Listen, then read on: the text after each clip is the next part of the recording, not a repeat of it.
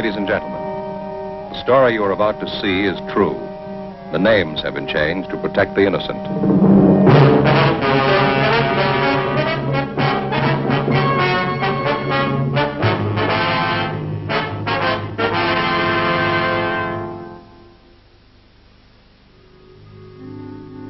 This is the city.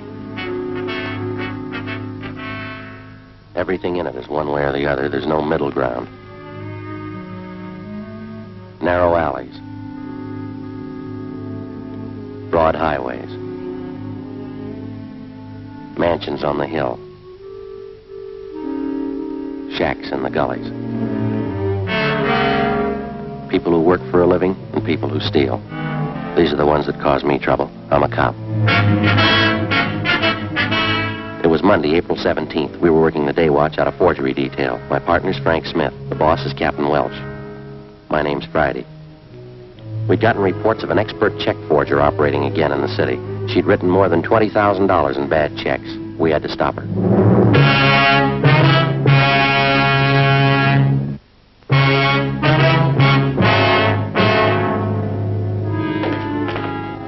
Morning, Joe. Hi, how'd the weekend go? Oh, pretty slow. Stayed home, did some gardening. How about that new lawn you put in? How's it doing? Well, there's only one solution. If we want to garden, we're going to have to move. Well, why? What's the matter now? Same old thing. Gophers? Happens every year. I don't know why I try anymore. It's just a waste of good grass seed. Joe, Frank, Yeah, Ferguson. Captain wants to see us. Okay. What's up, Fergie? You ain't gonna like it. What's that? Skipper will brief us. Morning, Skipper. Hi. You two finished up on the Meyer case yesterday, that right? Yeah, it's all washed up. We're clear. Good. Then you can start on this one right away. You work with Besser and Ferguson here. Well, what is it, Captain? The grandma case. I had a hunch, Joe. What have we done to deserve this? There's nothing any of us have done. It's what we haven't done. I want her stopped once and for all. We any closer to her than we have been, Fergie? Just about the same, Joe. That's the reason I'm putting two more of you on it. How well do you know this case? Well, just what we've heard around the office. Frank? Same here. I could stand some briefing. Ferguson? Connick, you must have heard how she operates 3 months out of the year, April, October, and December. That's all. She's never been known to change the schedule? Not as far as I know. She's been doing it the same for 9 years. All the phony checks she cashes are personal checks. That's right. She never writes them less than $2, never more than 100. 9 years. She been doing that long? 9.5. It'll be an even 10 this October. You want to check them out on the totals, Ferguson? Yeah, up to and including the first of the month, she's cashed 1,273 checks. The total is a little over $22,000. Anything special about the way she writes the checks? Nothing but the signatures. There's an alias list on it that'll knock your eye out. More than 200 different names. Her description's still the same. About 50 years old, kind of plump, nice face. A few minor changes. Last year, she had gray hair, dressed very plain. This year, she dyed her hair black, dresses a little more expensively.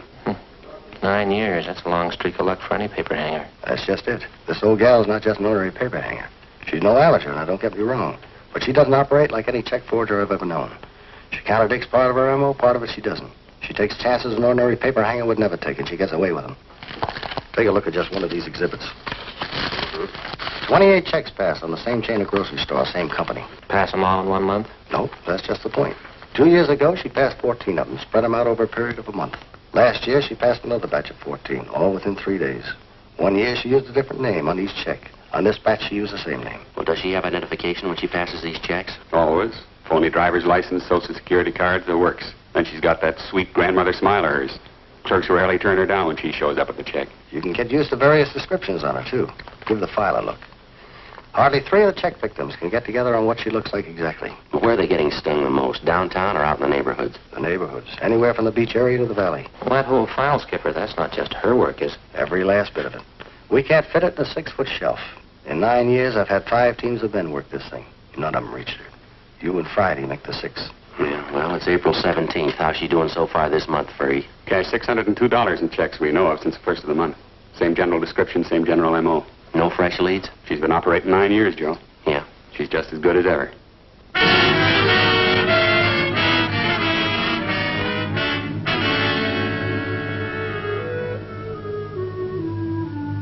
To the working detective, there's no tougher job than tracking a lawbreaker who's half professional and half amateur. You can expect a criminal who's entirely professional to react generally the same in a given set of circumstances. The same with the amateur. But take the two, the professional and the amateur, and intermingle their possible and probable reactions. You'll likely have a sound reason why and how an elderly woman could victimize merchants with $20,000 in bad checks over a period of 9 years without being caught. Grandma, as she'd come to be known, worked only 3 months out of each year, April, October, and December. Her apparent fine sense of timing and her knowledge of psychology was far and away superior to that of the ordinary paper hanger. If the file on Grandma was any indication, she apparently had been born to be a successful check forger. After Frank and I spent 3 days on the case with Sergeants Ferguson and Besser, we were almost convinced there was only one way we could reach the suspect. She had to make a mistake. Fergie, how'd you do? Pretty sour. 4 checks in 2 days. What'd you get? 2. Don Myers checked the signatures. They're all hers. Here's our list if you're interested. Meat market out on Pico, $25. Grocery in West Hollywood, $48. 2 department stores downtown, $100 a piece. How they describe the woman? Same old yarn. She was a nice, charming little lady, about 55 or 60. Small, dark hair, graying, dark eyes, nice smile. Clerk told me she reminded him of his mother. Yeah. For one thing, sure, her timing's just as good as it was 9 years ago. The Downtown Merchants Association's screaming again. They're looking for action. Well, fine, so are we. When they stop cashing checks for people they don't know, they'll stop getting hurt. We can't stand behind their counters and run a make on every one of their customers who wants to cash a check. How many publicity campaigns have we run on bad checks? I don't know, but they don't seem to stop Grandma. You talked to the captain today? Yeah, he's looking for action, too. I don't know what we can do unless we get some kind of cooperation from the merchants. Every time the old gal pushes a bum check, it's 3 or 4 days before it gets to the bank, and we hear about it. The trail's pretty cold by then. Joe and I were talking just before you came in, Fergie. We can't expect too much to happen the way we're going. Any ideas? Well, more men and more stakeouts. The captain says he'll buy that. That's about all we can do. Another 10 days and April will be over. Grandma will be through pushing checks until October again. I don't know, Joe. Her formula's too perfect for me. There's got to be a flaw in it someplace. Yeah, sure. All we got to do is find it. You got out a bulletin on that revised description of her, Fergie? They're all taken care of. Special notices were mailed out to the merchants. I'll get it. Forgery, Smith. Yes, sir. Oh? Yes, sir. We'll be right out. Thanks. Anything? Yeah, a supermarket on North Temple just got hit with 2 checks. Yeah. Clerk says the woman reminded him of his mother.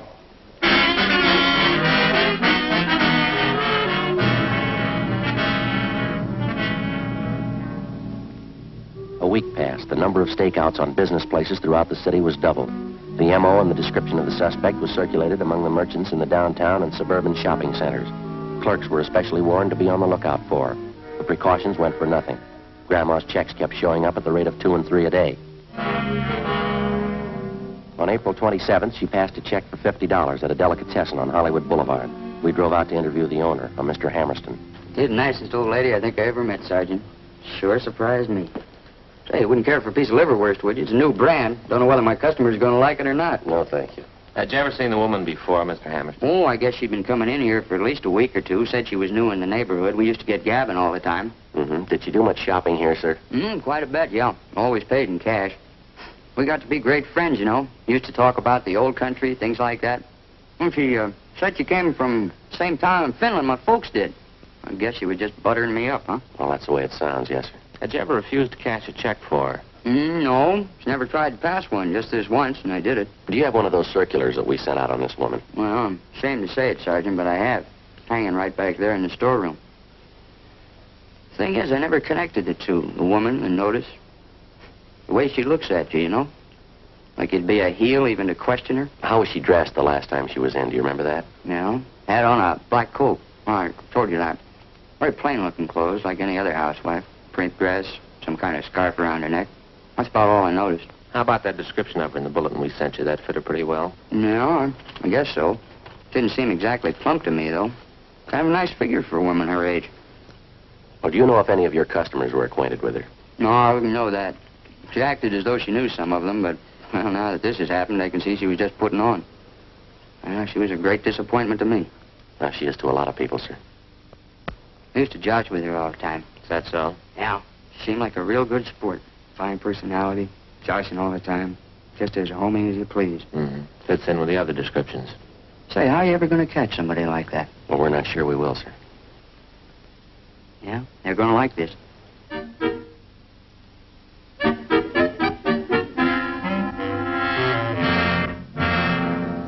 Two days later, on April 30th, right on schedule, the flow of bogus checks in Grandma's handwriting suddenly stopped. If she continued to work by the same timetable she'd been using for the last 9 years, she wouldn't start operations again until the 1st of October. During the next 5 months that followed, from May to the end of September, Besser, Ferguson, Frank, and I handled the usual run of check cases. At the same time, we used up every spare hour we had making preparations for Grandma's next appearance. Every businessman throughout the city who might be a possible victim was alerted. A revised description of the suspect, together with her M.O., was printed up and given wide distribution. Every possible precaution was taken. October came. Grandma started on the 10th year of her forgery career without a hitch. On October 1st, she cashed a check for $75 at a large downtown woman's shop. As soon as we got the report, we drove out to the store and went to the department where the check had been received. A fashion show was in progress. We asked to see the manager.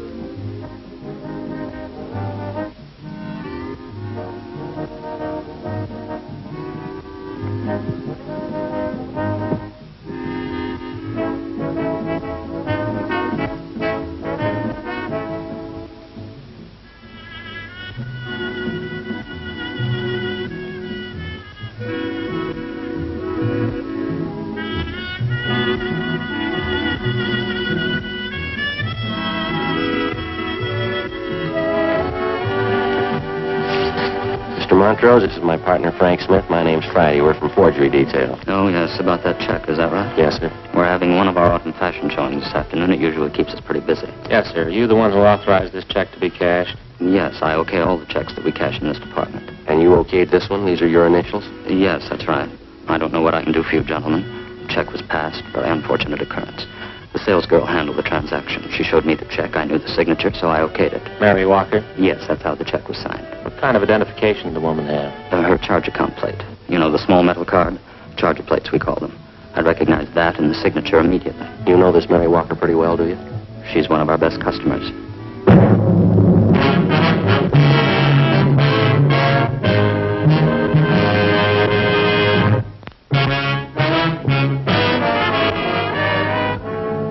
Friday, October 4th, 2 p.m. Before we left the store, we found that another worthless check bearing the signature Mary Walker had been cashed in a different department of the store on the same day as the other forged check. The woman had used the same means of identification, a metal charge account plate stamped with the name Mary Walker. We took the two checks back to the office and had Don Meyer in handwriting compare the signatures. There wasn't any doubt in his mind. The writing on both checks was Grandma's. It was only a hunch, but it was beginning to look as though the suspect had finally done what we'd been waiting 9 years for her to do. She'd made a mistake. Frank and I drove out to an address in the Wilshire district to interview Mrs. Mary Walker. She fit the general description of the suspect, but she denied writing either one of the checks which bore her signature. Well, it's out of the question, Sergeant. I couldn't have written those checks. I haven't even been in the city for the past 5 days. And these signatures on these checks, Mrs. Walker, they're not yours. Well, it looks like my handwriting, but it's not. I didn't write those checks. They're forgeries. Well, you do have a charge account at the store, don't you, ma'am? Yes, I've had one there for years. Nothing like this ever happened, though. Do you have one of those charge account plates, do you? Well, yes, I did have one. You lent it to someone in your family? No. As a matter of fact, I lost it. I intended to report it to the store, but it slipped my mind. Do you have any idea where and when you might have lost it? Well, I think it was last Sunday night, Sergeant, but I'm not sure. Oh, just a minute. I know someone who would remember. Inez Lambert. She was there, and I'm sure that she'd remember. Who's she, ma'am? She's a girlfriend of mine. She lives in this neighborhood. Hello, Inez. This is Mary Walker. Oh, I'm just fine. You? Good. Say, Inez, what night was it that we went to the Boosters Club meeting? Sunday? Well, that's what I thought. Oh, nothing. Just some silly misunderstanding. Well, all right, Inez. Thanks for remembering for me. Yeah. Bye. It was Sunday night, Sergeant. Inez Lambert and I went to the neighborhood Boosters Club meeting.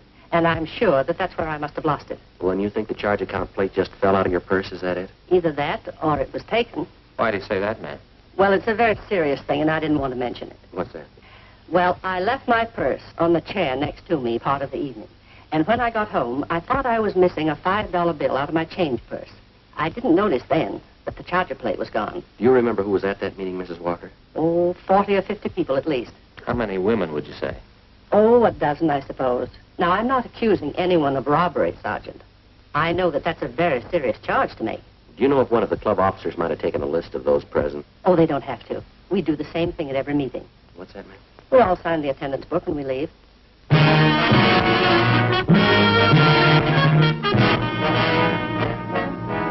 "3 p.m., Frank and I contacted the secretary of the Neighborhood Boosters Club. He gave us a list of those present at the Sunday night meeting of the club. As Mary Walker had told us, each person present had signed his or her name and address in the attendance book. We took the record downtown with us and had Don Meyer compare each signature on the list with samples of Grandma's handwriting. Number 32 on the list, fellas. That's it. Positive make, Don? No doubt in my mind. That's Grandma's handwriting. Let me see how she signed it. Mrs. Inez Lambert. We went down the hall to R&I and had them check the name Inez Lambert through the files. She had no criminal record. Together with Bester and Ferguson, Frank and I spent the next day and a half trailing Inez Lambert wherever she went. She fitted the description of the suspect perfectly. We questioned her friends, her neighbors. We dug back into every corner of her life for the past 10 years. The results were pretty amazing. We found that she was highly respected by everyone she knew. She was active in a dozen civic and church organizations. Her reputation was spotless. There was only one hitch. Mrs. Lambert's hobby was charities. By checking back, we found that during the past 10 years, she donated an average of $3,000 annually to various charitable organizations. Her husband's total annual income was $7,000. From her bank, we obtained specimens of Inez Lambert's handwriting. It matched almost perfectly with every signature in the Grandma file. Monday, October 7th, Frank and I called on Mrs. Lambert. She asked us back to the kitchen. You know, Mary Walker was telling me about you. She told me about missing those things from her purse at the meeting. Is that what you want to inquire about? Well, yes, ma'am. We wanted to ask you some other questions besides that. Well, you sort of caught me at a bad time. I was just getting ready to put some baking in the oven for dinner tonight. Would you mind very much if we talked while I worked? I've got to get this done. No, not at all, ma'am. You go right ahead. Oh, there goes that cream sauce boiling over again. Officers, just take chairs there, would you please? And I'll be right with you in just a minute. Oh, thank you, ma'am. You know, this cream sauce is so temperamental, I can't take my eye off of it for a minute. Yes, ma'am. Either of you officers like a nice cup of hot cocoa? It's kind of chilly out today. Well, no, ma'am. We only have a few questions for you. It won't take very long. I see. Well, I'll just get my eggs beaten up here then.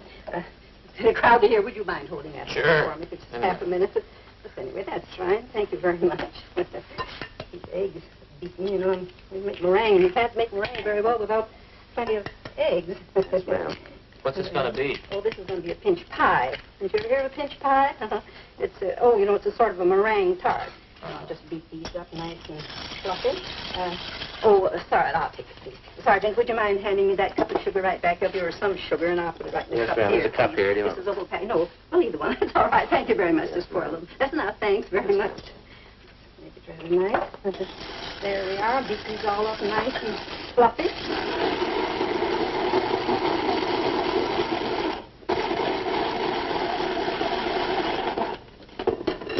Now, what was it you wanted to know? Well, Mrs. Walker had her charge account plate stolen that night at the Boosters Club meeting. Someone's been using it to cash bad checks in her name. Is that so? Well, Mary didn't tell me that. The same person who's using that charger plate has been cashing bad checks all over the city. Been doing it for some time now. Oh, my. Well, I don't think I can help you, Sergeant. I went to that meeting with Mary. She says somebody must have been in her purse, but I didn't see them. Do you have that charge account plate, Mrs. Lambert? Me? Oh, no. I have my own. Now, let me see. Teaspoonful of vanilla, teaspoonful of vinegar, teaspoonful of water, combined in a small pitcher or cup. We've got good reason to believe you have that charge account plate, ma'am. Did you take it from Mrs. Walker? That's a silly thing for you to say, officer. I told you I have my own charger plate. I never borrow anyone else's. No reason to. Add a few drops of combined liquids and beat constantly. Did you cash 2 checks last week and sign them with Mrs. Walker's name? Why, of course not. Why should I do such a thing? Mary Walker's one of my best friends. I would do that to her even as a joke. Our handwriting man compared the signatures on those 2 checks, Mrs. Lambert. Both of them match your handwriting. Well, then your handwriting man certainly made a mistake. There's a large Pyrex dish in that cupboard right there. Would you mind getting your corner? I'll get it. Oh, on the top shelf, way up. That's right. On the left. No, not those. The big ones. See, that's one. That's right. That's Pyrex. Don't drop those on your head. They're my nice dishes. I don't want to break them. That's fine. That's it. Careful. Good. I think it's... You deny you wrote those 2 forged checks last week? You deny you've written and cashed about 1,500 worthless checks in the last 9 years? Why, of course I deny it. You sure you haven't made a mistake? We're sure, ma'am. Sorry, you'll have to come downtown with us for questioning. What's that? Oh, my cream sauce is boiling over again, Sergeant. Oh, I can't leave the house now, right in the middle of getting dinner ready. My husband would be furious. If you want to talk, couldn't we do it later on? Sorry, afraid not. But you certainly can't accuse me of doing anything wrong. Folks at church will vouch for me. We've got just as many people who say you cheated them. The same people who cashed those checks for you. Quite a few of them, ma'am. 9 years worth. But that's silly. 9 years and cashing checks. I'm sure you must mean somebody else, Sergeant. Well, I've got to get this platter greased. Now, let me see. Heat meringue upon lightly greased platter. Yes, that's right. We don't mean anyone else, ma'am. You'll have to come along with us, Mrs. Lambert. But you can't prove a thing. You can't prove anything about me. We've got a record downtown on every single check you passed since you started. We've got specimens of your handwriting and people to identify you. We know what your income is. We know how much you've given to charities. My donations to charity are my business. You've no right to upset me like this. How many average families give half their income to charity? Can you answer that for us, Miss Lambert? But that's my business. It's none of yours. I certainly have a right to give what I please. The money's got to come from someplace, ma'am. Is that what the checks were for? All right, we're going to lay it out for you, ma'am. We have all the evidence against you that we need. Witnesses, too. We don't know why you've been cashing these checks, but we do know that you have been. Now, I think it'll work out better for everybody concerned if you tell us the truth. I do hope I put enough vanilla in that. Would you like to tell us about it?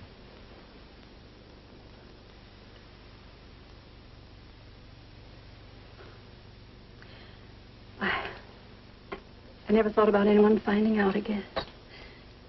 I guess I should have expected it, shouldn't I? Yes, ma'am. It'll be terrible, I know. He'll never understand. Who's that? Albert, my husband. He'll never understand. Would either of you like a cup of coffee? No, thank you, ma'am. The money wasn't for me, you know. Not $1 of it. I can prove that for you. Yes, ma'am. It was all for charity. There were so many of them. Orphanages and old people's homes and the Christmas Poor Fund and then the overseas relief charities. Well, they all needed money. Somebody has to take care of them. Your husband didn't know anything about this for 10 years, ma'am? Nothing at all. They were my charities. I had to have money for them. I took the money from people who had it and gave it to those who didn't. What do you think, Sergeant? What's that? Was I wrong? Do you think the good Lord will say I was wrong? Well, I wouldn't know, ma'am. I only wanted to help the poor. He did. He came to help the poor. Well, there's a big difference, ma'am. Yes? He didn't use a checkbook.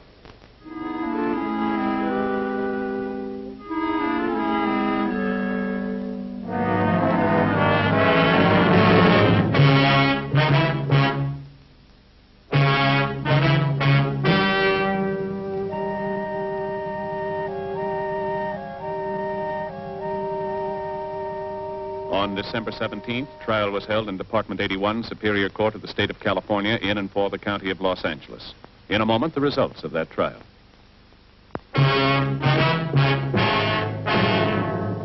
The suspect entered a plea of guilty to 2 counts of forgery, and the remaining charges were set off the calendar. She received the sentence as prescribed by law. Forgery is punishable by imprisonment in the state penitentiary for not less than 1, nor more than 14 years.